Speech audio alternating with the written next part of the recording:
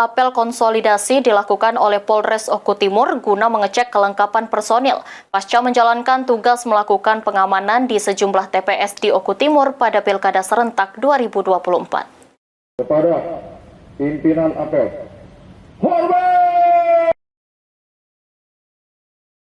Dipimpin Kapolres Oku Timur, Polres Oku Timur menggelar apel konsolidasi personil PAM tempat pemungutan suara pada pengamanan Pilkada serentak tahun 2024 di halaman depan Polres Oku Timur. Apel konsolidasi bertujuan untuk mengecek kelengkapan personil usai melaksanakan tugas melakukan pengamanan di sejumlah tempat pemungutan di Kabupaten Ogan Komering, Ulu Timur.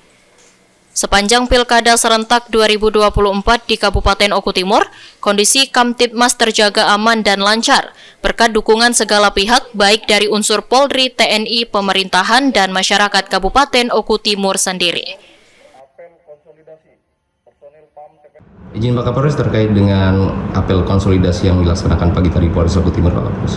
Tadi pagi kami sudah melaksanakan upacara konsolidasi pasukan pengamanan TPS dalam rangka Pilkada serentak tahun 2024, operasi Mantap Raja Musi 2024, ya, dan semua berjalan dengan baik.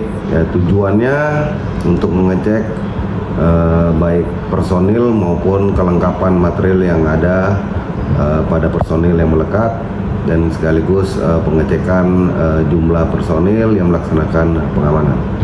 Sepanjang Pilkada di Kabupaten Oku Timur, adakah gangguan Kamtibmas yang terjadi, Pak Kapolres?